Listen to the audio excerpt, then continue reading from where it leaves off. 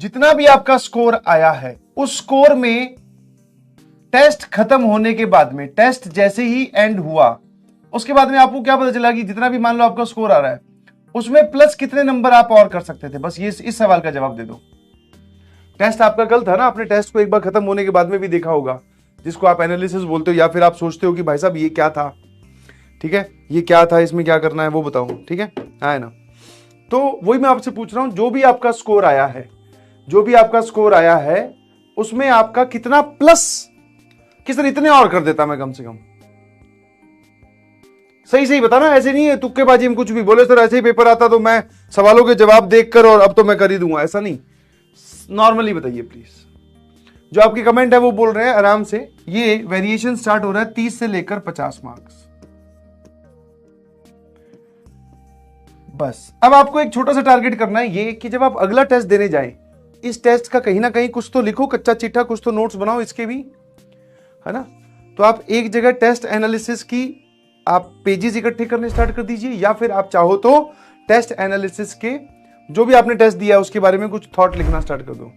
तो आप एक सिंपल सी बात ये लिख लेना कि बेटा ये जो टेस्ट मैंने दिया है इसमें मेरे इतने मार्क्स और आ सकते थे, ये मुझे टेस्ट एंड होने के बाद में पता चला।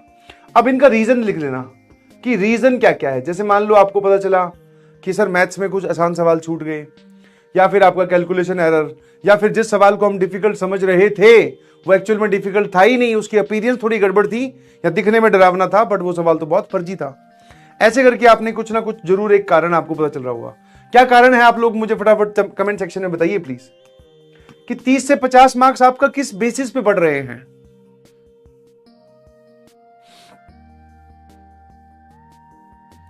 कैलकुलेशन एरर तो लिख लेना भैया कि इतने मार्क्स मेरे किस, एक हो गया कैलकुल एरर, समझ में आएगी नहीं समझ में आया?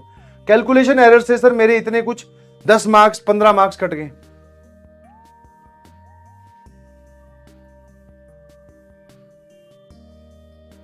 मन नहीं किया क्यों?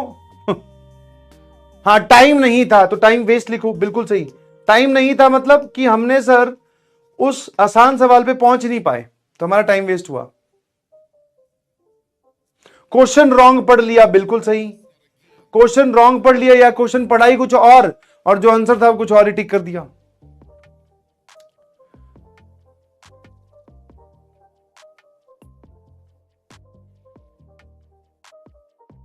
बहुत बढ़िया,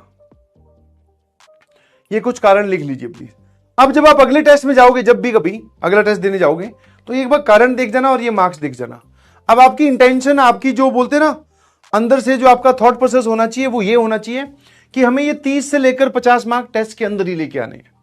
आप अपने आप तक ये बात पहुंचाइए कि हाँ भाई पिछले टेस्ट में जब मैं टेस्ट देके बाहर निकला या निकली तो मुझे ऐसे पता चला कि कैलकुलेशन एरर की वजह से मेरे 50 मार्क्स कम हो गए, तो इस पेपर में कैलकुलेशन एरर नहीं करनी है। इसको बोलते हैं खुद को समझाना, कि पिछले पेपर में मुझसे ऐसे सवाल छूट गए थे जो कि आसान थे, मैं मुश्किल सवालों पे अपना टाइम वेस्ट करता रहा या करती रही, इस बार मैं सिर्फ और सिर्फ आसान सवालों पे पहले अटैक करूंगी। तो ये बातें आपको खुद समझानी है on the basis of these reasons. क्या मेरी बात समझ में आती है ना? एसएमजे लिखकर भेजिएगा प्लीज। और मैं कहूंगा कि आप एक छोटी सी फाइल बनाएं, ठीक है, वो आती है ना ऐसे बटन वाला लिफाफा सा आता है एक, है ना, प्लास्टिक का, उसके अंदर पेजेस डले होते हैं। तो वैसी एक फाइल जिसमें ईच टेस्ट